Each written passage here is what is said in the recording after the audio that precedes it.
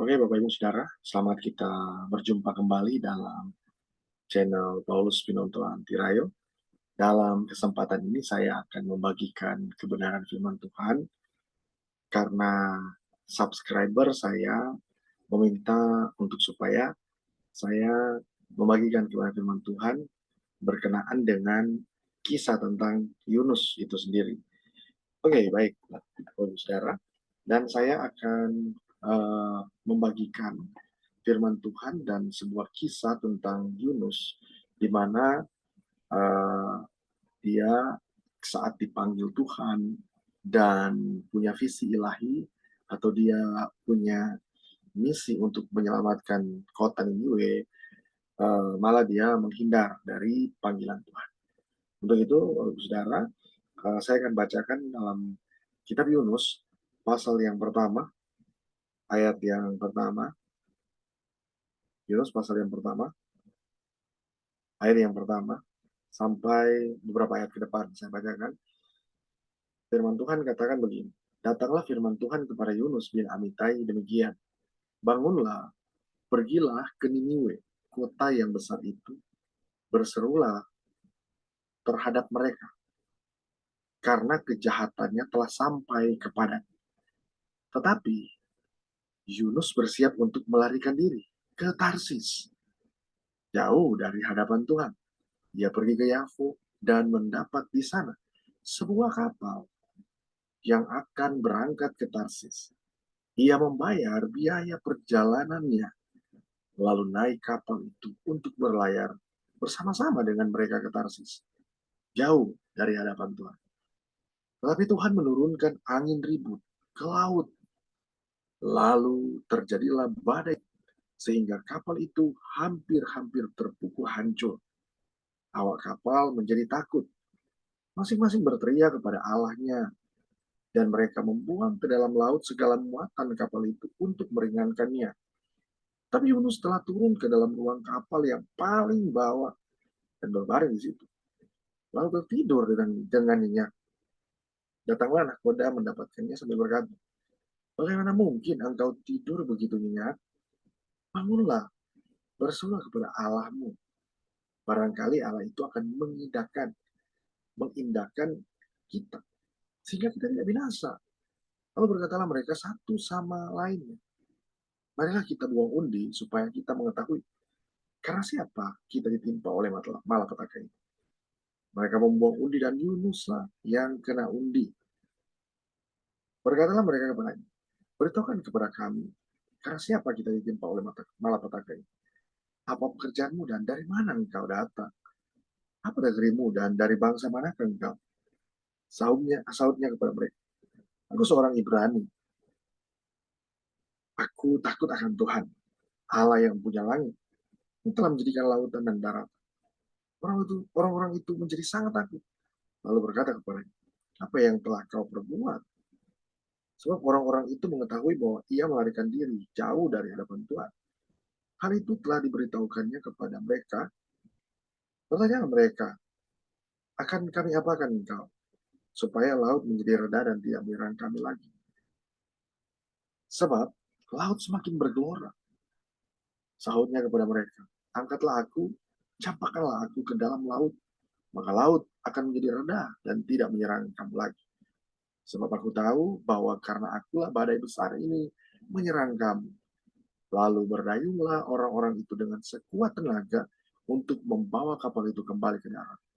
Tetapi mereka tidak sanggup, sebab laut semakin bergelora menyerang mereka. Lalu berserulah mereka kepada Tuhan, katanya, ya Tuhan, jangan kiranya engkau biarkan kami binasa karena nyawa orang ini. Dan jangan engkau tanggungkan kepada kami darah orang yang tidak bersalah. Sebab engkau Tuhan telah berbuat seperti yang kau kehendaki. Kemudian mereka mengangkat Yunus, lalu mencampakkannya ke dalam laut, dan laut berhenti mengamuk. Orang-orang itu menjadi sangat takut kepada Tuhan, lalu mempersembahkan korban sembelihan bagi Tuhan, serta mengikrarkan nasab.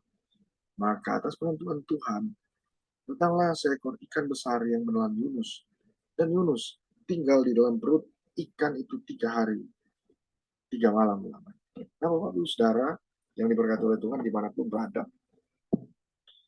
Di sini saya akan eh, memberikan firman Tuhan ini kepada Bapak Ibu Saudara karena berkaitan dengan tema khotbah saya adalah jangan hindari panggilan Tuhan.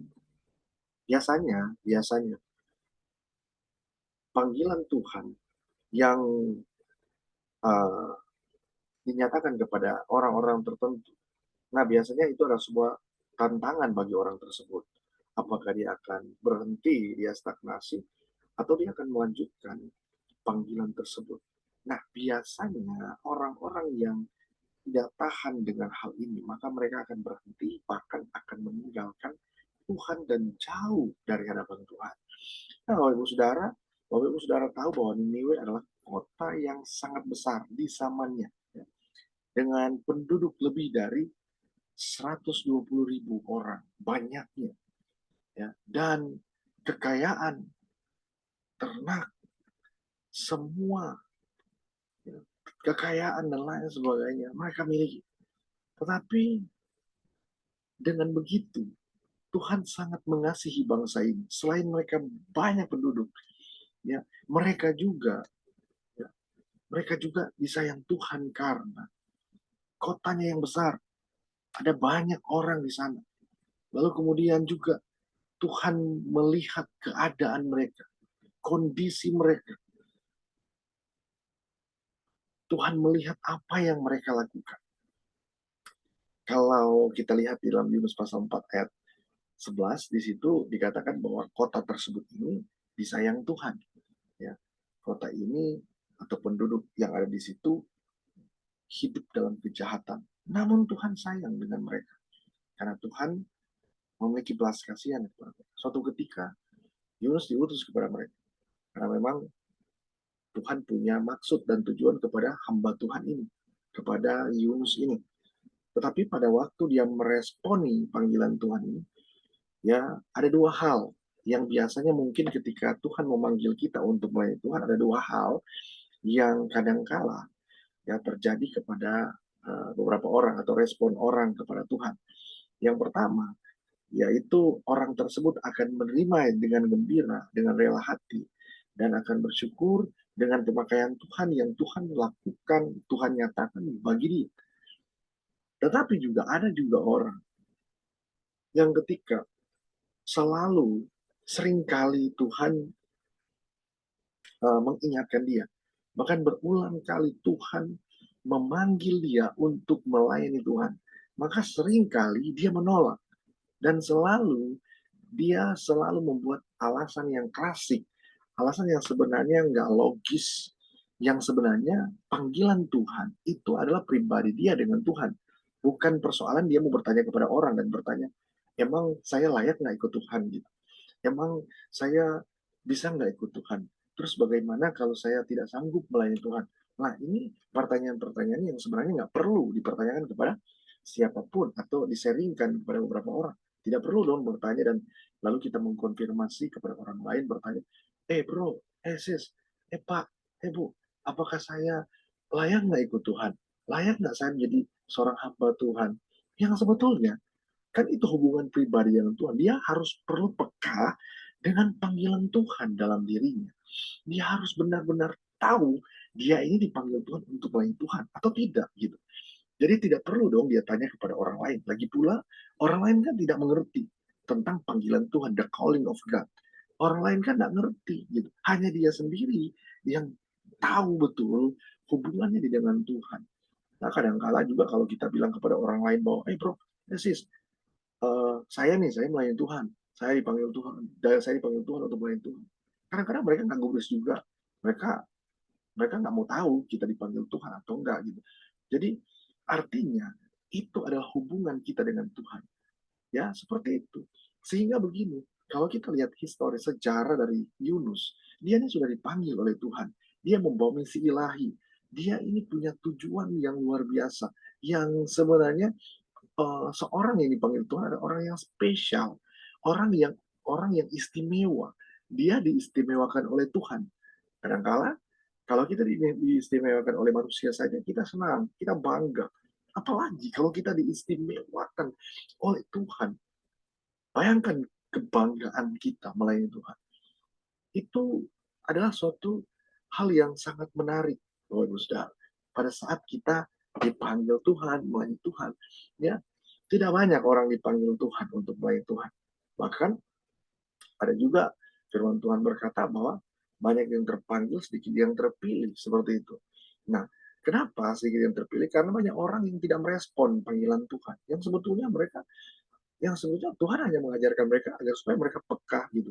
Tahu betul bahwa mereka dipanggil Tuhan untuk melayani Tuhan, ya, untuk melayani Raja dan segala Raja, Tuhan di atas segala Tuhan, ya, the Kings of the Kings, ya, Raja dan segala Raja, ya, Tuhan di atas segala Tuhan. Kita melayani Dia, melayani Tuhan yang sanggup mengadakan dari yang tidak ada menjadi ada. Kita sanggup melayani Tuhan, ya, tinggal tergantung prosesnya apakah kita mau atau tidak. Nah, biasanya orang ketika sudah setengah perjalanan dia mundur, ya, dia nggak akan sampai ke perjalanan-perjalanan selanjutnya karena makin dia dipakai oleh Tuhan, justru tantangan yang lebih besar. Dan bersyukur kalau kita mengalami tantangan, berarti kita sedang ikut Tuhan dengan benar. Tetapi kalau kita ikut Tuhan terus nggak ada tantangan, nggak enak juga, nggak seru, ya, artinya apa? Nah, biasanya orang yang dipanggil Tuhan seperti para nabi, para rasul, dan para hakim-hakim pada waktu itu, mereka dipanggil Tuhan begitu banyak sekali tantangan. Tidak ada yang dipanggil Tuhan tidak ada tantangan. Semuanya punya tantangan, punya masalah. Dan bersyukurlah kitalah orang yang penuh atau punya tantangan gitu. Kalau kita mengalami persoalan, tantangan dalam keluarga kita, kita harus berkata kepada Tuhan, Tuhan, terima kasih atas atas tantangan ini. Ya, karena memang itu biasa. Itu sebuah habit lah dalam kehidupan orang percaya gitu kan. Bukan masalahnya kita mau sok kuat gitu, mau sok hebat karena kita sudah terbiasa ikut Tuhan, lalu kemudian juga kita merasa paling kuat, bukan. Justru karena kita bergantung kepada Tuhan, maka kita menjadi kuat, Bapak Ibu Saudara. Lalu kemudian kalau kita melihat ya di sini bahwa firman Tuhan dan ini ternyata kisah ini terjadi sekitar tahun 786 sebelum Masehi, kurang lebih seperti itu. Di zaman Raja Yerobeam, ya seperti itu. Lalu kemudian karena itu Allah mengutus, maksudnya Tuhan mengutus Yunus pergi ke sana, ya, pergi ke Niniwe untuk memperingatkan mereka agar bertobat dari segala dosa-dosa mereka. Jadi gini nih, kita nih dipakai Tuhan ke suatu tempat, walaupun itu jauh ataupun dekat, yang pasti nih bahwa kita itu spesial, kita itu dapat dipercaya gitu. Dari sekian ribu orang, dari sekian banyak orang, kenapa kita yang perlu melayani Tuhan? Apakah mereka tidak bisa melayani Tuhan dan sebagainya? Apakah tidak ada orang lain selain Yunus gitu? Tetapi kenapa Tuhan harus memakai Yunus gitu? Karena Tuhan punya rencana dan Tuhan tahu Yunus ini mampu, Yunus ini sanggup, Yunus ini kuat, Yunus ini akan terus dapat melayani orang-orang ini. Demikian juga dalam kehidupan kita. Kenapa kita melayani Tuhan? Karena Tuhan tahu nih kita mampu, kita sanggup melewati setiap masalah, setiap persoalan yang kita alami dan kita uh, rasakan, Bapak Ibu Saudara ya. Jadi jangan pernah menyerah, jangan pernah tinggalkan Tuhan. Jangan tinggalkan Tuhan, apalagi jauh dia dari hadapan Tuhan. Kadang-kala nih, kita kan sudah nggak tahan ikut Tuhan. Tuhan begitu banyak sekali masalah yang saya alami. Saya sudah ikut Tuhan sungguh-sungguh. Saya sudah berdoa, saya sudah baca firman Tuhan. Kenapa saya justru mengalami masalah yang lebih berat? Bahkan bukan orang yang jauh dengan kita yang membuat masalah dengan kita, tetapi keluarga kita sendiri, orang terdekat kita sendiri yang membuat kadangkala kita mau lari dari panggilan Tuhan. Tetapi sebenarnya Tuhan kasih porsi, ya, Tuhan kasih kemampuan buat kita, excellent spirit buat kita, roh yang luar biasa bagi agar supaya kita mampu dan sanggup untuk menjalani hari-hari hidup kita dengan Tuhan. Bapak Ibu Saudara, persoalan bukan tentang masalah usia, bukan, ya, bukan masalah karena dia masih muda maka ya gampang saja dia akan menolak Tuhan dan kemudian lari dari perkenan Tuhan. Ada juga orang-orang yang usianya sudah lumayan relatif, eee, sudah berumur, tetapi juga nggak sanggup dengan panggilan Tuhan. Demikian juga dengan anak-anak muda kadang-kala nggak sanggup, nggak tahan dengan proses yang dialami, ya. Tapi pada waktu dia menggebu-gebu, pada waktu dia dipanggil oleh Tuhan, awal mula dia mengalami kasih yang mula-mula dengan Tuhan, begitu antusias, begitu menggebu-gebu. Tetapi ketika dia mulai mengalami masalah, dia mulai masuk di circle-nya Tuhan, lingkarannya Tuhan, dia mulai masuk ke koridornya Tuhan, dia mulai memungkiri kekuatan Tuhan yang Tuhan berikan kepada dia. Oh, ibu saudara yang terkasih dalam Tuhan, Yunus pun demikian. Yunus pernah mengalami masalah batin dalam hidupnya. Dia nggak suka dong. Masa sih orang-orang Niniwe begitu jahat, lalu kemudian saya melayani mereka. Buat apa saya melayani mereka? Lagi pula, saya kan nggak ada hubungan apa-apa dengan mereka. Nah, tetapi Tuhan punya hubungan dengan mereka. Kita nih mungkin terjadi bagi kita seperti itu. Mungkin kita nggak ada hubungan dengan orang lain. Ya, tetapi Tuhan kan punya hubungan dengan mereka. Tuhan ingin membangun kasih sayangnya Tuhan dengan mereka. Tuhan ingin membangun kebenarannya Tuhan dengan mereka. Yang sebenarnya kadang-kala kita nih pilih-pilih orang kalau mulai Tuhan. Oh, kalau ini di sini, nah, kalau dia haters saya gitu, ngapain saya layani dia? Kalau dia adalah sering benci saya, buat apa saya layani dia gitu. Tapi justru Tuhan mengajarkan pada seorang hamba Tuhan ini, pada Yunus ini, bahkan kepada kita, kalaupun mungkin kita berpikir bahwa orang lain ini nggak layak untuk terima anugerah Tuhan. Itu kan urusan Tuhan. Tuhanlah yang memberikan mereka ya anugerah. Ya. Bahkan kalau kita lihat Yunus ini nggak suka mau melayani mereka. Kenapa? Karena terlalu banyak kejahatan yang mereka buat. Terlalu banyak masalah yang terjadi di kota Niniwe. Ya. Dan Yunus kan sudah mempelajari kota Niniwe sebelumnya. Ya. Karena kan kota yang besar otomatis sudah sangat familiar dan tidak asing lagi bagi kebanyakan orang pada waktu itu. Lalu kemudian Allah sangat mengasihi kota Niniwe dan Tuhan memakai Yunus untuk menyelamatkan mereka. Namun Yunus malah mengingkari perintah Tuhan. Kalau kita lihat di sini, di firman Tuhan, kita katakan, datanglah firman Tuhan kepada Yunus bin Amitai demikian, bangunlah, pergilah ke Niniwe, kota yang besar itu, berserulah terhadap mereka, karena kejahatannya telah sampai kepadaku. Jadi kejahatan yang mereka buat, orang-orang Niniwe ini buat, itu sudah sampai kepada Tuhan. Ya, sehingga Tuhan harus menyuruh Yunus untuk menyampaikan berita pertobatan kepada kota Niniwe atau penduduk Niniwe. Tetapi kan dia mengingkari perintah Tuhan itu.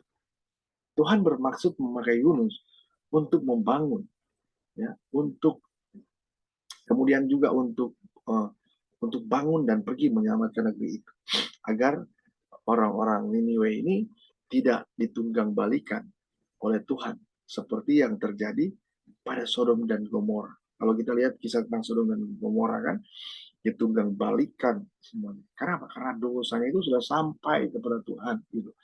Nah, sehingga Sodom dan Gomora hancur dan lenyap semua. Tidak ada yang tersisa. Demikian juga dengan kota Niniwe. Bersyukur kota Niniwe masih punya kesempatan untuk bertobat, punya kesempatan untuk apa? Untuk berbalik. Ya, tetapi Sodom dan Gomora kan tidak sampai seperti itu. Nah, seperti itu. Lalu kalau kita lihat kitab Yunus pasal 1 ayat 1 sampai 17 ini kan menceritakan ya tentang umat Israel yang sesudah pembuangan di Babel tahun 597 akibat dosa mereka. Bukan dosa siapa, dosa mereka. Ya, kenapa? Karena setelah kembali dari pembuangan, mereka menutup diri dengan bangsa-bangsa lain dan menganggap hanya mereka lah orang-orang yang mewarisi keselamatan.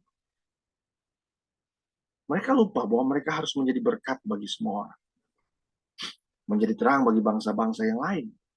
Ya, kitab Yunus ini ditulis untuk melawan sikap ini, karena Tuhan, ya, Tuhan adalah untuk semua dan belas kasihnya untuk semua. untuk siapa saja, termasuk orang jahat sekalipun, seperti orang-orang di kota Niniwe. Mereka punya kesempatan untuk menerima anugerah Tuhan. Mereka punya kesempatan untuk menerima kasih setia Tuhan. Persoalannya kadang-kala kan ketika kita melihat orang jahat, kita langsung menjudge mereka bahwa mereka tidak akan punya masa depan.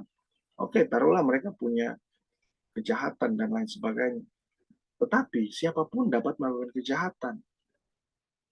Dan saya mau katakan begini, perlu adanya pertobatan jika kita atau siapapun yang melakukan kejahatan perlu bertobat, berubah, dan kembali kepada Tuhan. Tuhan pasti akan menyertai, Tuhan pasti akan mengampuni. Asalkan bertobat dengan sungguh-sungguh, serius. Gitu. Serius bertobat, datang kepada Tuhan, berikan hidupmu kepada Tuhan. Karena tidak ada yang lain selain Tuhan. Bapak Ibu mau cari apa di dunia ini? Bapak Ibu mau cari Bapak Ibu, tidak ada selain Tuhan. Karena Tuhan itu Alfa dan Omega. Bapak Ibu, Tuhan itu awal dan akhir. Bapak Ibu ada di mana? Tuhan ada di segala tempat. Dia itu omnipresent. Dia itu hadir di mana-mana. Dia hadir di dalam ketika Bapak Ibu sedang gembira, sedang senang. Dia hadir di sana. Bahkan Bapak Ibu ketika sedang dalam gundah gulana, Tuhan itu hadir di sana. Nah, demikian juga mungkin Bapak Ibu sedang ada dalam masalah. Tuhan hadir di sana. Tetapi pun Tuhan juga mengajarkan kita agar supaya kita memiliki kedewasaan iman. Kalau kita lihat kembali ya, bahwa Yunus adalah anak dari Amitai. Artinya kebenaran Allah, kebenaran Tuhan. Karena Yunus dalam bahasa Ibrani adalah Yona, yang berarti merpati. Kota Niniwe, kalau sekarang itu kalau kita pelajari dan lihat bahwa kota Niniwe itu adalah negara Turki, ya, seperti itu. Dan ibu kota kerajaan Asyur. Kota yang besar, dan kejahatan mereka telah sampai kepada Tuhan.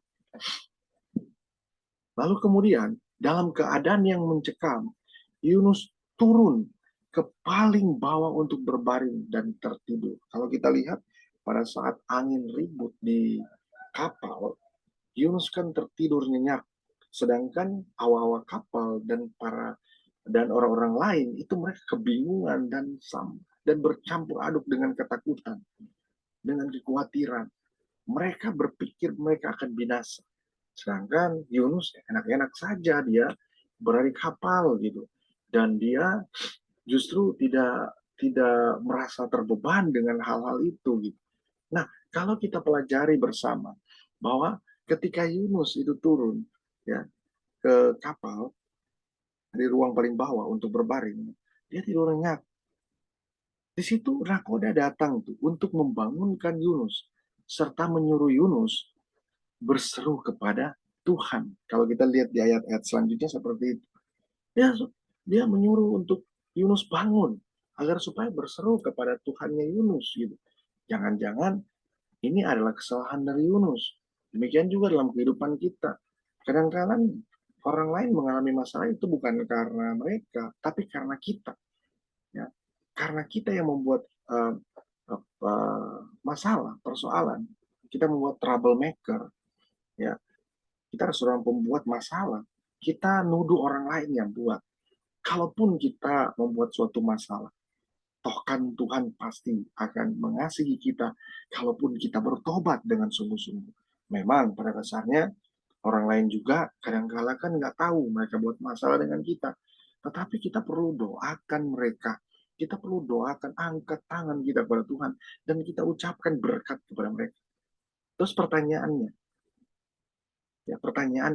adalah untungkah saya doakan mereka ketika mereka melakukan masalah dengan saya? Bukan masalah untung atau rugi. Masalahnya kita melakukan firman. Kan Tuhan suruh, ampunilah mereka. Karena mereka tidak tahu apa yang mereka perbuat. Sebagai seorang hamba Tuhan, sebagai seorang yang percaya, kita harus punya kasih dalam hidup kita.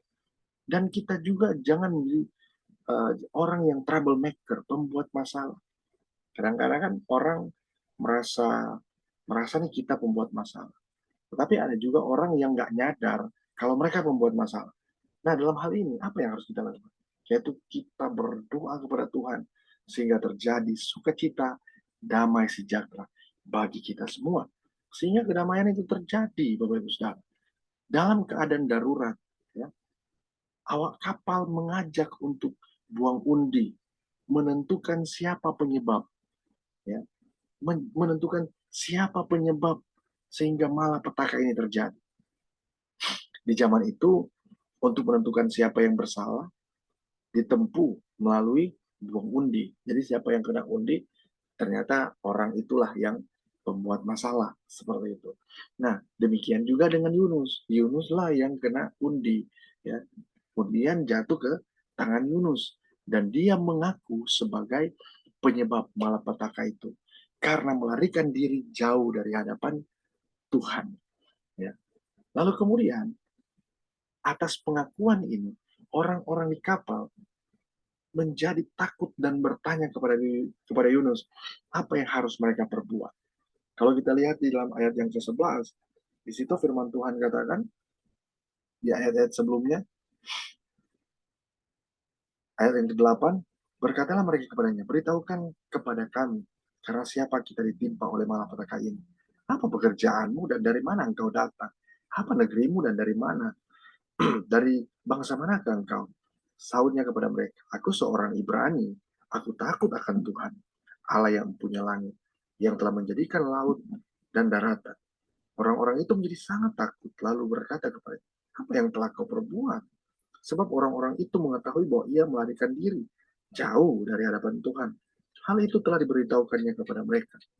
Bertanyalah mereka, akan kami apakan engkau supaya laut menjadi reda dan tidak menyerang kami lagi? Sebab laut semakin bergelora di tengah-tengah situasi dan kondisi seperti itu. Otomatis orang tidak lagi berpikir dengan sehat. Orang tidak lagi berpikir dengan jernih. Orang kan lagi panik-paniknya tuh. Mereka nggak mungkin berpikir jernih karena sedang bergelora, ya. Tetapi di situ mereka bertanya, akan kami apakan kau? Dalam keadaan darurat seperti ini, biasanya kita nih, biasanya dalam keadaan darurat seperti ini, mentok-mentoknya, ya udah kita pasrah diri lah seperti itu, ya. Tidak lagi andalkan Tuhan. Artinya beda. Pasrah diri dengan mengandalkan Tuhan. Mengandalkan Tuhan, dia terus berdoa. Tuhan tolong, Tuhan sertai, Tuhan pulihkan, Tuhan jamah, dan Tuhan kendalikan semua. Tapi orang yang pasrah, dia akan ya pasrah dengan keadaan tersebut. Yang sebenarnya kan Tuhan masih memberikan kita kesempatan gitu. Lalu kemudian kalau kita lihat, ya, ada hal-hal yang sangat menarik di sini, yaitu ketika orang-orang atau awak kapal itu bertanya kepada Yunus, ya, siapa penyebab dari malapetaka ini, maka dia tidak mencari kambing hitam. Biasanya kita nih, biasanya kita ketika malapetaka terjadi, ya kita akan saling nuding, akan saling mempersalahkan. Ini gara-gara lu nih, gara-gara kamu nih, gara-gara anak ini, sehingga masalah malapetaka ini terjadi. Gitu. Kita cari kambing hitamnya siapa. Kita cari nih troublemakernya siapa. Kita akan cari nih, oh ternyata ini yang buat masalah gitu.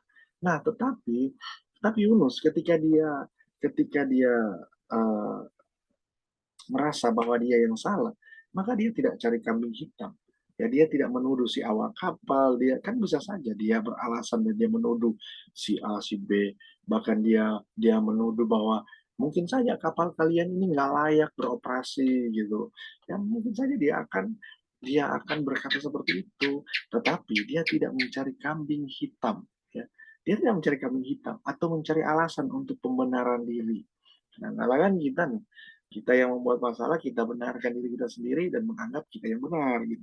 Tapi dia rendah hati, dia datang, ya dia mengakui bahwa dia lah penyebabnya. Memang jarang sekali orang seperti ini. Jarang orang yang seperti ini. Ya.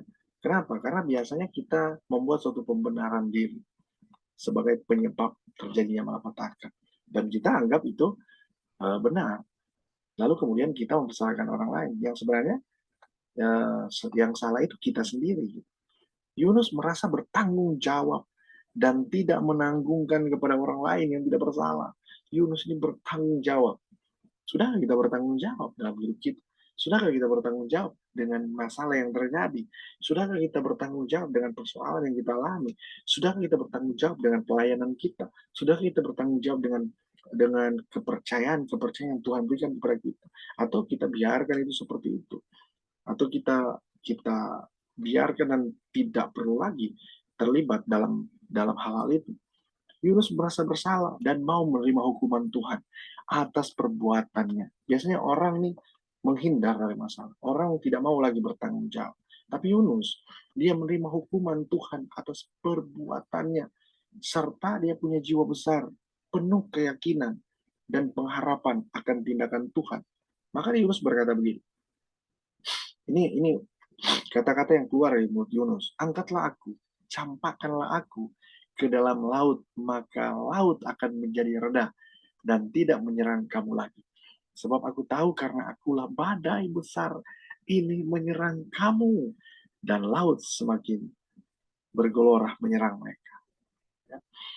Jadi ini begini, jadi dia tahu nih, ini salahnya dia gitu. Nah biasanya kan kita nih bersikeras dengan pendirian kita, dengan prinsip kita, yang sebenarnya prinsip itu ya itu bukan sebuah prinsip, itulah hanya tindakan sehingga uh, uh, hal-hal tersebut dapat diterima oleh orang lain. Sebenarnya kan kita perlu berjiwa besar. Bahkan kalau kita lihat ketika dia katakan angkatlah aku, campakkanlah aku ke dalam laut. Ya. Orang kan nggak mungkin ya seenaknya lempar orang di dalam laut kan gitu.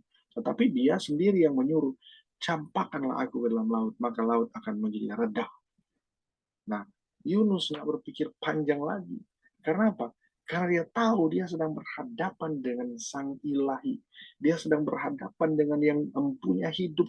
Dia sedang berhadapan dengan Tuhan, dengan Raja dan segala raja. Dia sedang berhadapan dengan yang punya kehidupan. Ya. Dia tahu ya bahwa dia sedang berhadapan dengan yang Maha Kuasa. Sehingga apa? Karena begini juga bahwa nggak mungkin dia punya jiwa besar, punya keyakinan, punya pengharapan. Kalau dia langsung bilang ke mereka bahwa angkatlah aku, lalu buanglah ke dalam laut. Karena mungkin. Gitu. Tetapi justru karena dia penuh keyakinan, pengharapan, dia punya jiwa besar. Makanya dia bertobat, dia kembali kepada Tuhan. Dan Tuhan memakai dia. Di masa-masa sekarang ini ada begitu banyak orang Kristen hamba Tuhan yang awalnya memiliki semangat gitu, menggebu-gebu, berantusias dalam melayani Tuhan, dan begitu bersemangat mengembangkan talentanya. Kini, ya, berangsur-angsur surut semangatnya dan tidak lagi setia. Mengapa hal ini bisa terjadi? Mengapa ini bisa dialami? Yang tadinya dia begitu menggebu-gebu, dia begitu setia, begitu taat kepada Tuhan. Kini dia tidak lagi setia kepada Tuhan. Demikian juga dalam kehidupan kita, itu yang harus kita renungkan. Bahwasanya begini, kalau kita sudah ada dalam panggilan Tuhan, tetapkanlah langkah kita untuk ada dalam panggilan Tuhan. Persoalannya begini, siapa sih yang nggak punya masalah? Siapa sih yang nggak pernah capek? Siapa sih yang nggak pernah lelah? Memang kan kadang-kala kita nih, kita kan ini bukan robot gitu. Kita kan manusia biasa yang kadang-kala terbatas dengan daging flesh, terbatas dengan kekuatan kita, ya, terbatas dengan fisik. Tetapi Tuhan sangat menghargai itu sehingga begini, Tuhan berikan kekuatan kepadamu, kemampuan, Tuhan berikan kesanggupan kepada kita untuk dapat melayani Dia. Sebab Dia yang kita perlu tinggikan dalam kehidupan kita sehari-hari. Untuk itu Bapak Ibu Saudara, semoga video ini dapat bermanfaat bagi kita semua dan Tuhan Yesus memberkati kita semua dan kita akan berjumpa kembali dalam video-video saya selanjutnya. Tuhan Yesus memberkati kita semua.